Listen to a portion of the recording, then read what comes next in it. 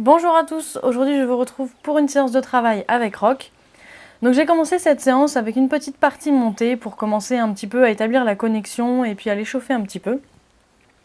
Donc j'ai demandé des choses qu'ils connaissaient déjà, pas de grosses avancées sur cette séance. Donc j'ai commencé par lui demander quelques pas de reculés qui sont bien plus fins que ce que je pouvais avoir au départ, puisque maintenant j'ai à peine à agiter ma longe et il recule. Je vais ensuite demander quelques déplacements de hanches en étant assez précise. Je vais demander un pas à la fois et vraiment juste avec le regard, chose qu'il me fait très bien.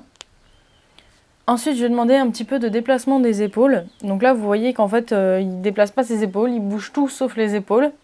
Donc je continue ma demande jusqu'à ce qu'il me fasse un léger déplacement d'épaule. Les épaules, ça a toujours été plus difficile pour Rock, forcément, puisque c'est un cheval qui est naturellement sur les épaules. Forcément, quand je lui demande de les bouger, du coup, il a du mal, puisqu'il est en appui dessus, donc c'est plus difficile pour lui de les mobiliser. Et c'est pour ça que ces exercices, c'est vraiment intéressant à faire avec des chevaux comme ça, parce que ça l'oblige à reporter un peu son poids sur l'arrière-main pour pouvoir mobiliser ses épaules comme il faut. Donc je vais redemander encore un petit peu. C'est un petit peu mieux que ce que j'avais au départ, mais vous voyez que c'est toujours pas parfait. Alors là, chose très intéressante, je trouve, il est captivé par quelque chose qu'il y a au bout du pré, légèrement inquiet, et il fixe ce point à l'horizon auquel je ne vois absolument rien. Pour moi, il n'y a rien là-bas. Et vous voyez que vraiment, il se met un petit peu en stress. Donc là, ce que je fais, c'est que je le laisse regarder. C'est vraiment hyper important dans ce genre de situation de laisser le cheval regarder ce qui l'inquiète, ce qui le stresse, parce que si vous l'empêchez de regarder ça, ça va être encore pire, il va se monter en pression, il va se stresser, à se demander qu'est-ce qu'il y a là-bas et pourquoi est-ce qu'elle veut pas que je vois en plus. Donc je décide de le rapprocher, d'aller voir un petit peu de plus près ce qu'il y a là-bas, et ensuite je reviens dans ma zone de travail. Donc là, je vais essayer gentiment de le reconnecter. Je lui propose de revenir dans le travail avec moi en étant très intéressante, en mettant beaucoup d'énergie. Voilà, j'essaie de vraiment, je demande pas mal de choses assez rapidement, j'enchaîne très vite pour que vraiment il se reconnecte avec moi. Maintenant qu'on a été allé explorer un petit peu la chose qui l'inquiétait. Et vous voyez que il fait les choses, il est connecté avec moi, mais il est toujours quand même attentif à cette chose qui l'inquiète. Et en soi, moi, ça me dérange pas du tout. Au contraire, c'est normal qu'il regarde et qu'il s'inquiète de son environnement. C'est une réaction de cheval. On peut pas les empêcher de faire ça. Et j'essaye juste quand même de le reconnecter un petit peu dans le travail pour le remettre en avant, tout ça. Et vous voyez que ça finit par fonctionner. Donc il revient un petit peu avec moi dans le travail, mais il va rester, vous allez voir, toujours un petit peu attentif à cette zone dans le pré qui l'inquiète. Et il va continuer à regarder et surtout si je le mets de dos, en fait, il va avoir tendance à se retourner pour regarder ce coin-là. Donc là, je vais tenter quelques déplacements par aspiration des hanches. Donc assez difficile pour l'instant, on est vraiment dans le début des déplacements par aspiration. Je vais redemander encore quelques pas de reculer.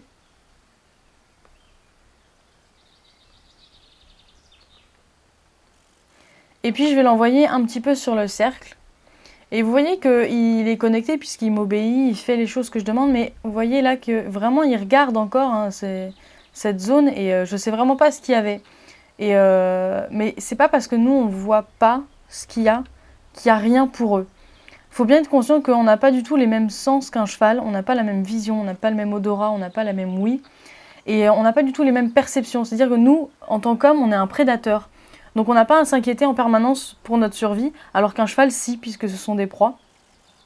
Donc on ne peut pas les empêcher d'être inquiets sur ce qui les entoure, et au contraire, il faut rester très calme comme c'est comme ça, et les laisser regarder ce qui leur fait peur, et aller au-devant de leur peur. Là, voilà, moi, ce que j'ai fait, c'est que j'ai cultivé un peu sa curiosité.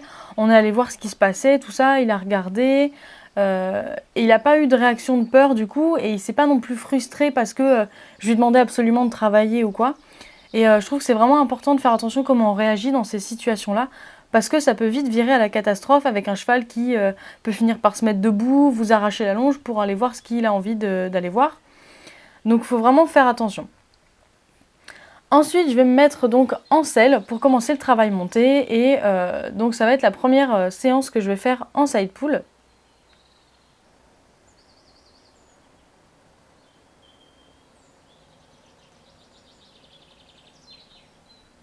Donc c'est un side pull qui à l'origine avait une muserolle en corde très très dure et très rigide, que j'ai complètement modifié pour en faire un side pull beaucoup plus doux avec une muserolle en cuir plate.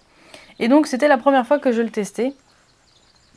Donc j'ai commencé par le laisser un petit peu marcher tranquillement au pas à rêne longue. Donc sur cette séance, l'objectif c'était vraiment de voilà, chercher un petit peu les boutons, découvrir avec le side pull, puisque jusqu'à maintenant on avait travaillé en licol. Et donc voilà, vérifier que j'avais la direction, les transitions, l'arrêt, le reculé, voilà. Donc je vais vraiment tester un petit peu toutes les bases pour vérifier qu'elles sont bien là, même avec le side pull. Donc là je demande un premier reculé, c'est un petit peu timide, mais monter, voilà, on a encore un petit peu de mal avec le reculé avec Rock.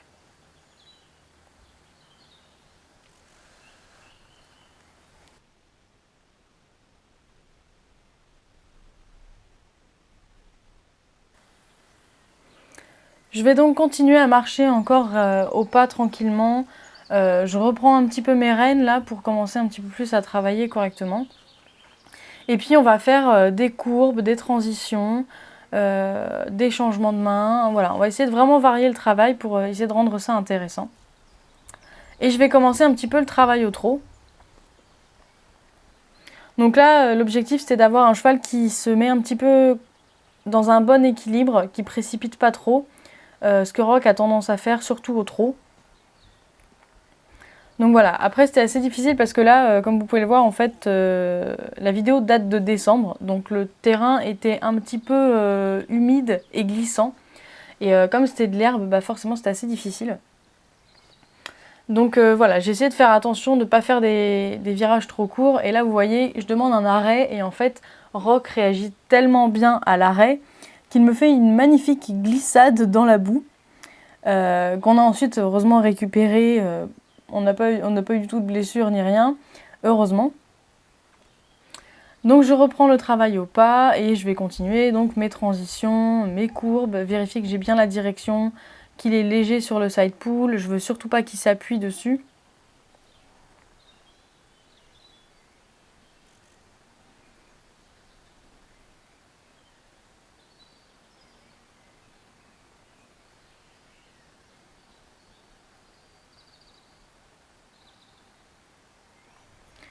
Je vais redemander encore un arrêt et vous voyez qu'en fait j'utilise quasiment pas mes mains. Donc ça c'est super, en fait il s'est arrêté complètement à l'assiette et à la voie. En revanche, vous l'aurez peut-être remarqué, il a les postérieurs complètement à la traîne.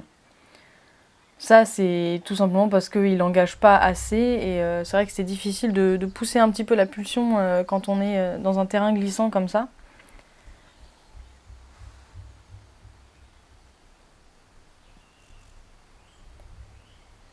Donc je vais jouer aussi dans les allures à avoir différentes cadences, différentes vitesses. Donc je vais ralentir mon trot, puis accélérer mon trot. Vraiment voilà, essayer de lui faire varier son allure et faire des transitions pour l'obliger un petit peu à se mettre en équilibre.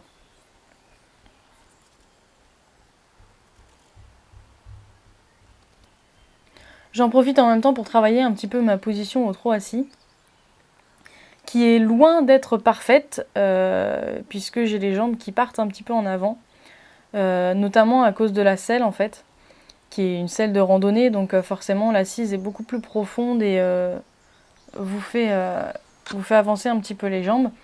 Donc ça c'est quelque chose que je suis en train de travailler actuellement, ma position, tout ça, puisqu'il y avait encore beaucoup de choses à améliorer.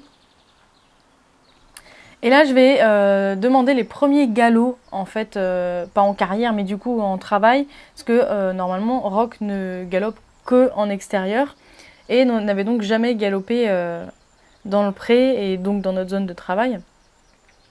Sauf que vous ne verrez absolument pas d'extrait, puisque comme ça glissait, j'ai voulu prendre la totalité du pré pour pas prendre de risques, et galoper plutôt sur des lignes droites, comme c'était la première fois.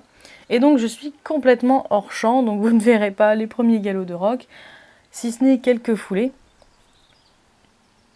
Et puis je vais terminer ma séance là-dessus, puisqu'il s'est bien comporté au galop, il a été plutôt calme. Donc voilà, pour le récompenser, j'arrête ma séance là-dessus, je vais féliciter, faire des gratouilles. Donc voilà, cette vidéo est terminée, j'espère que ça vous aura plu, et je vous retrouve très bientôt dans une nouvelle vidéo.